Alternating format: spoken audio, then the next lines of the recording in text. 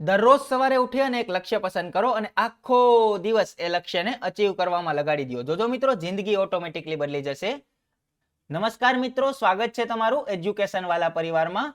આજના આ વિડીયોની અંદર ધોરણ 10 વિષય ગણિત ચેપ્ટર નંબર 3 દ્વિચલ સુરેખ સમીકરણ યુગ્મ નો અભ્યાસ કરીશું, જેની અંદર સ્વાધ્યાય 3.1 માં ઉપયોગી થિયરી અને ઉદાહરણનો અભ્યાસ કરીશું. તો વિડીયોને અંત સુધી નિહાળજો.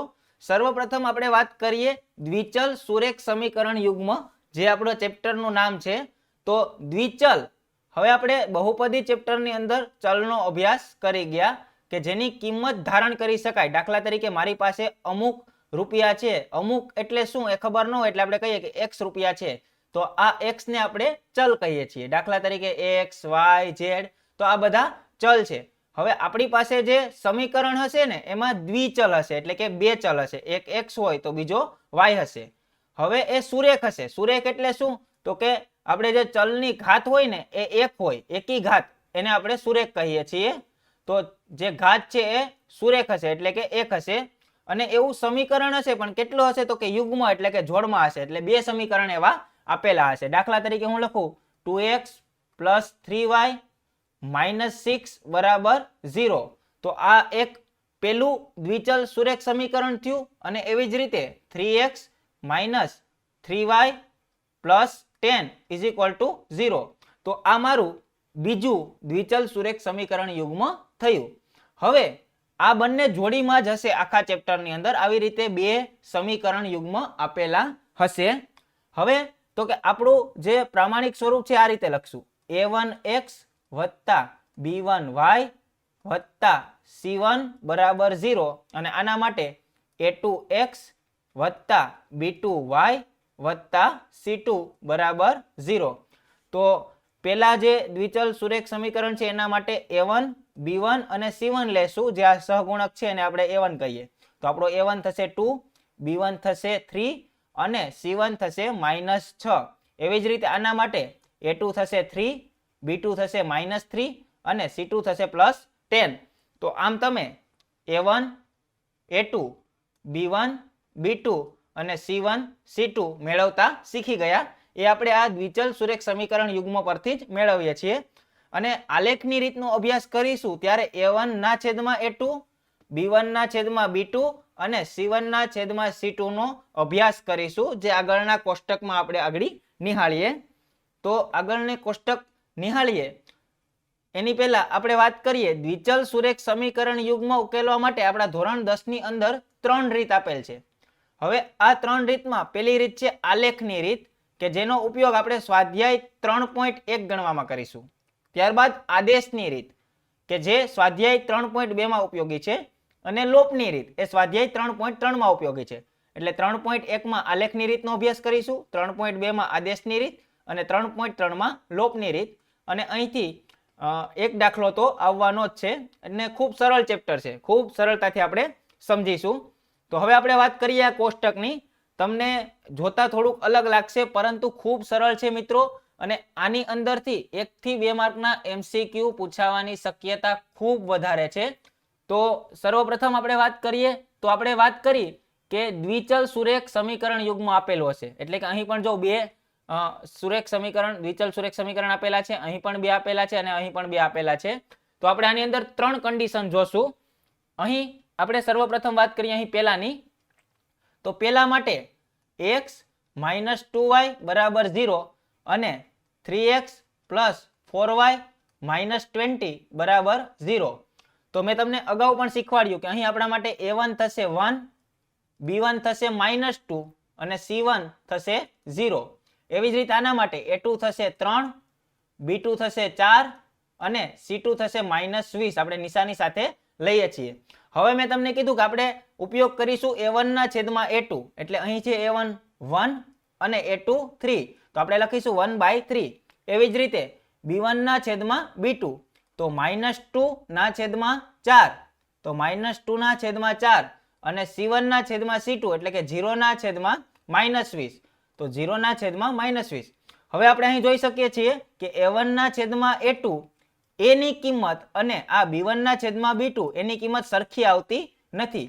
જો આવી સરખી કિંમત ન આવે અને આપણે આવા જે દ્વિચલ સુરેખ સમીકરણ યુગ્મ આપેલો હોય એનો ગ્રાફ દોરીએ તો આપણને ગ્રાફ કેવો મળશે? તો કે આવી રીતે ગ્રાફ એ છેદતી રેખા મળશે, આ રેખા અને આ રેખા, એટલે કે આ સમીકરણની એક રેખા હશે આ પહેલા સમીકરણની અને આ બીજા સમીકરણની, એ છેદશે અને એ જ્યાં છેદે ત્યાં આપણને કંઈક જે કિંમત મળશે, દાખલા તરીકે 5 અને 2, તો એ 5 અને 2 એ આપણો જવાબ હશે, એટલે કે માત્ર એક જ ઉકેલ મળે જ્યાં આ છેદે ત્યાં.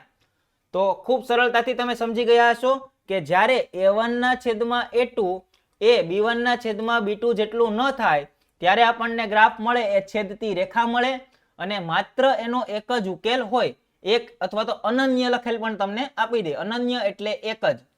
ત્યારબાદ આપણે વાત કરીએ આ બીજા દ્વિચલ સુરેખ સમીકરણ યુગ્મ વિશે. તો અહીં લખું છું, તો અહીં આપણે જોઈ લઈએ, તો અહીં a1 છે 2, b1 છે 3 અને c1 છે -9. એવી જ રીતે a2 છે 4, b2 છે 6 અને c2 છે -18.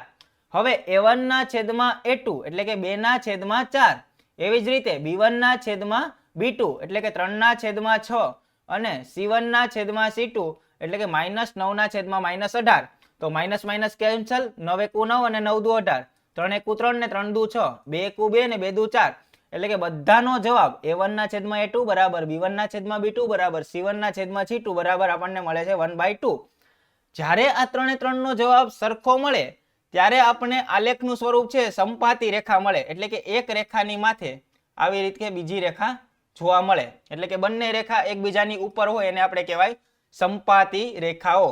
તો આવી રેખા મળે જ્યારે આવી રીતે છેદતું હતું ત્યારે એક ઉકેલ મળતો હતો, આ તો આખી રેખાઓ જ છેદે છે એકબીજા ઉપર, તો આપણને અનંત ઉકેલ મળશે. કેટલા ઉકેલ મળશે? તો કે અનંત ઉકેલ મળશે. તો હવે આપણે વાત કરીએ ત્રીજા નંબરની જે રેખાઓની જોડ છે એની. તો અહીં આપણો a1 છે 1, b1 છે 2 અને c1 છે -4. એવી જ રીતે અહીં a2 છે 2, b2 છે 4 અને c2 છે -12. હવે a1 ના છેદમાં a2 ની વાત કરું તો 1/2. એવી જ રીતે b1 ના છેદમાં b2 ની વાત કરું તો એ પણ થશે 1/2, પરંતુ c1 ના છેદમાં c2 છે તે થશે -4/-12, એટલે કે 4 એકુ 4 અને 4 તેરી 12, તો -1/-3 એટલે કે 1/3.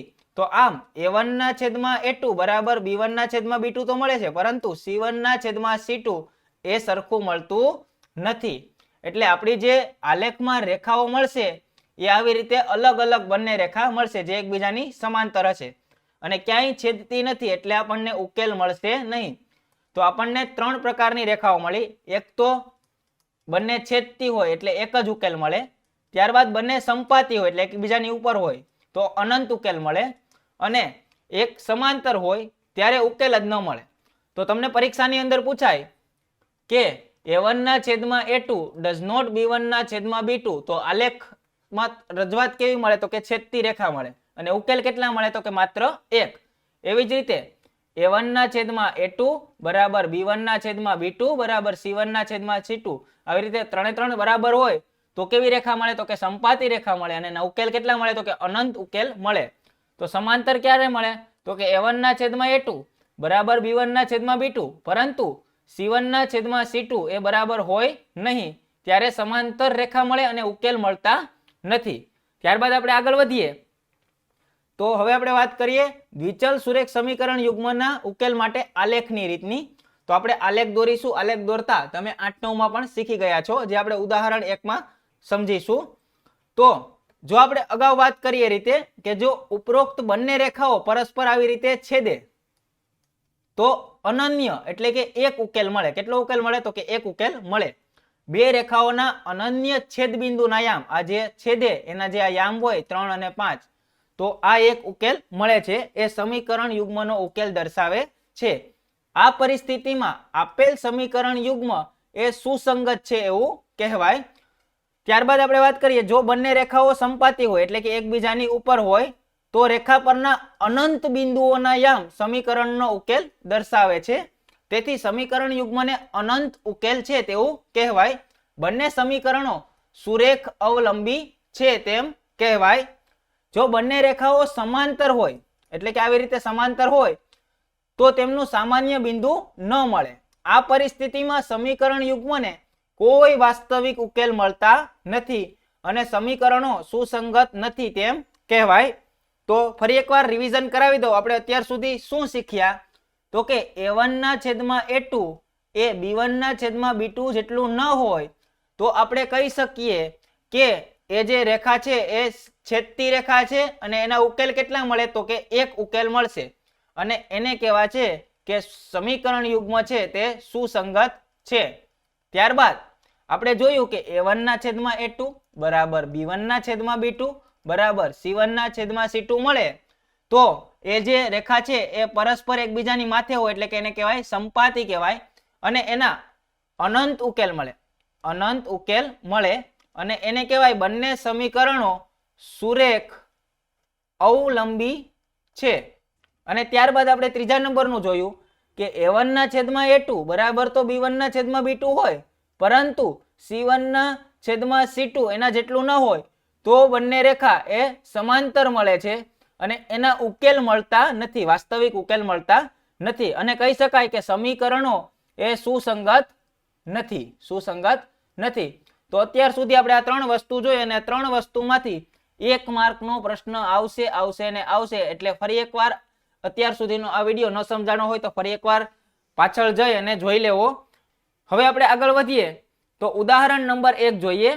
તો આપણને અહીં બે સમીકરણ આપેલા હશે, દ્વિચલ સુરેખ સમીકરણ બે આપેલા હશે, એક આ અને એક આ અહીં આપેલા છે. એટલે કે અહીં x + 3y બરાબર 6 એટલે કે x + 3y આ બરાબર 6 છે, આ બાજુ આવે તો -6 બરાબર 0 અને એવી જ રીતે 2x - 3y બરાબર 12 તો 2x - 3y - 12 બરાબર 0.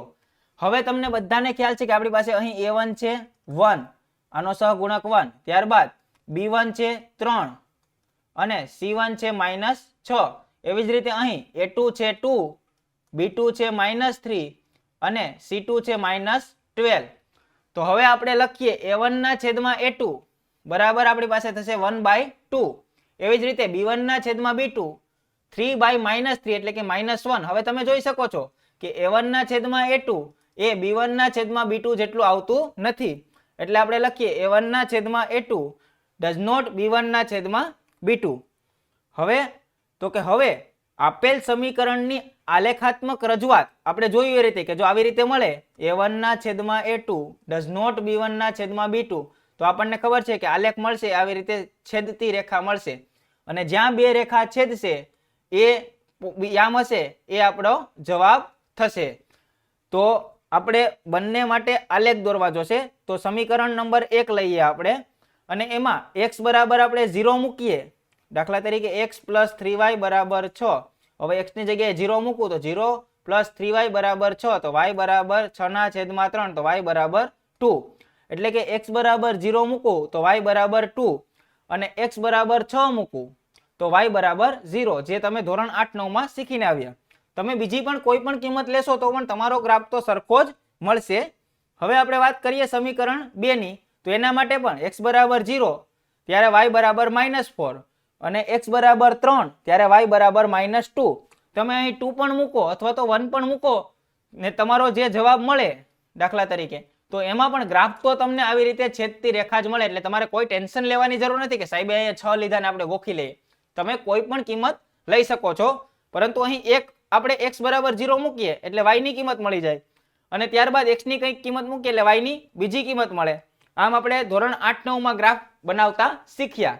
હવે આપણે આ યામો પરથી આપણે ગ્રાફ દોરીએ તો x જ્યારે 0 લઈએ ત્યારે y બરાબર 2 મળે છે એટલે કે આ થશે 0 અને 2 આ બિંદુ અને x બરાબર 6 લઈએ ત્યારે y બરાબર 0 એટલે કે x બરાબર અહીંથી 6 લેશું ત્યારે y બરાબર 0 આ 6 0. તો આ લાઈન હવે આપણે આ બંને પોઈન્ટને આપણે ભેગા કરી દઈએ અને આ એક રેખા દોરી લઈએ. હવે એવી જ રીતે આના માટે સમીકરણ 2 માટે રેખા દોરીશું તો x 0 અને y -4 અને x બરાબર 3 અને y બરાબર -2 એટલે કે અહીં તો આમ આ રેખાને પણ આપણે જોડી દઈએ અને આગળ લંબાવીએ તો આ બે જ્યાં છેદે અહીંયા છેદશે ત્યાં આપણને યામ મળે 6 0. તમે પણ આકૃતિ દોરશો એટલે તમારો જે આ એક છેદ બિંદુ મળશે એ મળશે 6 0 માં એટલે કે આપેલ સમીકરણ યુગ્મની બંને રેખાઓ B60 માં છેદે છે, તેથી સુરેખ સમીકરણ યુગ્મનો ઉકેલ x બરાબર 6 અને y બરાબર 0 છે.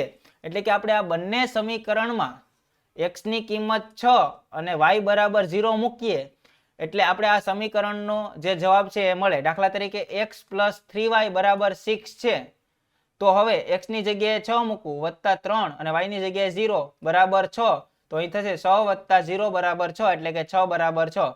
તો આમ આનો આ જે આ બે બિંદુ છે એ આનો ઉકેલ છે એવું કહેવાય. એવી જ રીતે તમે આ બે બિંદુ આમાં મૂકશો તો પણ તમને આ બંને જે ઇક્વેશન છે એ બરાબર થશે અને આમ આ બિંદુ એ આના જ છે તે આપણને ખ્યાલ મળે અને તેથી કહી શકીએ કે આ સમીકરણના ઉકેલ x બરાબર 6 અને y બરાબર 0 છે. ઉદાહરણ નંબર 2 જોઈએ. આલેખની રીતથી 5x - 8y + 1 બરાબર 0 અને 3x - 24/5y + 3/5 બરાબર 0 નો એક પણ ઉકેલ નથી, અનન્ય ઉકેલ છે અથવા તો અનંત ઉકેલ છે તે નક્કી કરો. તો આપણે અહીં આપણે a1/a2 બરાબર b1/b2 બરાબર c1/c2 હોય તો આપણે કહી શકીએ કે અનંત ઉકેલ છે, અથવા તો a1/a2 does not b1/b2 હોય તો આપણે કહી શકીએ કે એક જ ઉકેલ છે.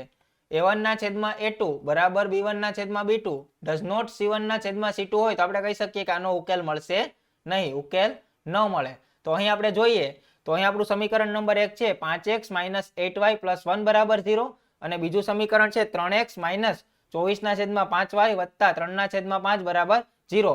હવે આ સમીકરણ નંબર 2 છે ને એને હું 5/3 વડે ગુણું, એટલે કે 5/3 ગુણ્યા 3x માઇનસ 24/5y ગુણ્યા 5/3 અને પ્લસ 3/5 ગુણ્યા 5/3. તો હવે તમે જોઈ શકો છો 3 3 કેન્સલ, 5 5 કેન્સલ, 8 તેરી 24, 3 3 કેન્સલ, 5 5 કેન્સલ. તો તમે જોઈ શકો છો કે આપણને મળશે 5x - 8y + 1 બરાબર 0. તો આમ સમીકરણ નંબર 1 અને સમીકરણ નંબર 2 સરખું મળે છે. હવે આપણે લખીએ a1/a2 એટલે કે 5/5, b1/b2 એટલે કે -8/8 અને c1/c2 એટલે કે 1/1. તો આમ આપણને a1/a2, b1/b2 અને c1/c2 બરાબર 1 મળે છે. એટલે આપણે કહી શકીએ કે આના અનંત ઉકેલ મળશે. આમ સમીકરણ 1 અને 2 સમાન છે. સમીકરણ 1 અને 2 દર્શાવતી રેખાઓ સંપાતી છે, તેથી તેમનું નિરૂપણ દર્શાવે છે. તેથી સમીકરણ 1 અને 2 ને અનંત ઉકેલ મળશે. આમ સમીકરણ 1 માં x બરાબર 0.2 મૂકો તો y બરાબર 0 મળે, x બરાબર -5 મૂકો તો y બરાબર -3 અને x બરાબર 3 મૂકો ત્યારે y બરાબર 2 મળે. હવે એનો ગ્રાફ દોરશો એટલે તમને એક જ સીધી રેખા મળશે, કારણ કે બંને સમીકરણ એક જ છે તો બંને માટે આ જે લાઈન છે તે એક જ મળે. તો આમ જે આપણે જોઈ શકીએ છીએ કે આના અનંત ઉકેલ તમને મળશે. ઉદાહરણ નંબર 3 જોઈએ. ચંપા સેલમાં કેટલાક પેન્ટ અને સ્કર્ટ ખરીદવા ગઈ હતી. જ્યારે તેને તેના મિત્રોએ પૂછ્યું કે તેણે દરેકની કેટલી સંખ્યાની ખરીદી કરી હતી, ત્યારે તેણે જવાબ આપ્યો કે પેન્ટની સંખ્યાના 2 ગણામાંથી 2 ઓછી સંખ્યામાં સ્કર્ટ ખરીદ્યા, પણ પેન્ટની સંખ્યાના 4 ગણામાંથી 4 ઓછી સંખ્યામાં સ્કર્ટ ખરીદ્યા. ચંપાએ કેટલી સંખ્યામાં પેન્ટ અને કેટલી સંખ્યામાં સ્કર્ટ ખરીદે તે શોધવા તેના મિત્રોની મદદ કરો. તો અહીં ચંપા જે પેલું સ્ટેટમેન્ટ આપે છે એ પ્રમાણે આપણે ધારી લઈએ કે ધારો કે એક પેન્ટની સંખ્યા છે x અને એક સ્કર્ટની સંખ્યા છે y. હવે ચંપા એવું કહે છે કે પેન્ટની સંખ્યાના 2 ગણા, એટલે આ પેન્ટ છે એના 2 ગણામાંથી 2 ઓછા સ્કર્ટ ખરીદ્યા, એટલે કે 2x - 2 = y. અને બીજું સ્ટેટમેન્ટ એવું આપે છે કે પેન્ટના 4 ગણામાંથી 4 ઓછા એણે સ્કર્ટ ખરીદ્યા. તો આપણી પાસે આ બે સમીકરણ મળશે. તો પ્રશ્નમાં આપેલ પરિસ્થિતિ અનુસાર પેલું સમીકરણ આપણને આ મળશે જે મેં તમને આગળ સમજાવ્યું, અને પ્રશ્નમાં આપેલી બીજી પરિસ્થિતિ અનુસાર આપણને બીજું સમીકરણ આ મળશે. હવે પેલા સમીકરણમાં આપણે x બરાબર 0 મૂકો તો આપણને y બરાબર કિંમત મળશે, y બરાબર આપણને કિંમત મળે -2. એવી જ રીતે x બરાબર 2 મૂકો ત્યારે y બરાબર 2. અને હવે વાત કરીએ બીજા સમીકરણની, તો બીજા સમીકરણમાં x બરાબર 0 મૂકો ત્યારે y બરાબર -4 અને x બરાબર 1 મૂકો ત્યારે y બરાબર 0. તો હવે આનો આપણે ગ્રાફ દોરીએ તો ગ્રાફ દોરતા આપણને ખ્યાલ આવે કે જે આ x0 અને y-2 તો x0 અને y-2 એટલે કે આપણું બિંદુ મળશે અહીં અને x2 અને y2 તો અહીંથી x12 અને y12 તો આપણને આપણું બિંદુ મળશે અહીં 2 2. ત્યારબાદ એ લાઈન દોરી નાખીએ અને એવી જ રીતે x0 તો y-4 x0 તો y-4 એટલે અહીં અને x1 ને y0 એટલે અહીં. હવે એને પણ આપણે એ રેખા પણ દોરી નાખીએ. હવે એ બંને રેખા અહીં છેદશે અને એ છેદે એ જે બિંદુ છે એ આમ છે 1 0 એ આપણો જવાબ થશે. અહીં આપણને આપેલ સમીકરણ યુગ્મની બંને રેખાઓ Q 1 0 માં છેદે છે. તેથી સુરેખ સમીકરણ યુગ્મનો ઉકેલ x બરાબર 1 અને y બરાબર 0 છે. આમ પેન્ટની સંખ્યા આપણે x ધારી હતી એટલે પેન્ટ કેટલા છે તો કે 1 પેન્ટ 1 અને સ્કર્ટની સંખ્યા 0.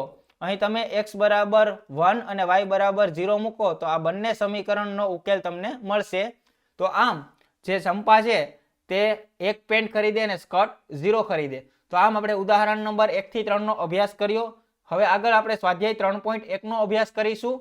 આલેખની રીત અત્યાર સુધી બોર્ડની પરીક્ષામાં પૂછાણી નથી, પરંતુ આપણે બે સમીકરણ બનાવવાના હોય છે અને બે સમીકરણને આપણે આલેખમાં દર્શાવવાના હોય છે. જો એ બંને સમીકરણમાં રેખા છેદે તો એક ઉકેલ મળે, રેખા સમાંતર રહે તો એક પણ ઉકેલ ન મળે અને બંને રેખા સંપાતી હોય તો અનંત ઉકેલ મળે છે. આ આપણે જોયું. તો હવે આપણે આગળ સ્વાધ્યાય 3.1 નો અભ્યાસ કરીશું. તો ચેનલ ઉપર નવા હોય તો ચેનલને સબસ્ક્રાઇબ કરી દેજો. પરંતુ આલેખની રીત અત્યાર સુધી બોર્ડમાં પૂછાણી નથી તો કોઈ ટેન્શન લેવાની જરૂર નથી. ફક્ત જો જે રેખા છેદતી હોય તો એક ઉકેલ, જો એ સંપાતી રહે તો અનંત ઉકેલ અને સમાંતર રહે તો એક પણ ઉકેલ મળશે નહીં. આટલું યાદ રાખવું. તો મળીએ નવા વિડીયો સાથે. ત્યાં સુધી જય હિન્દ, જય ભારત.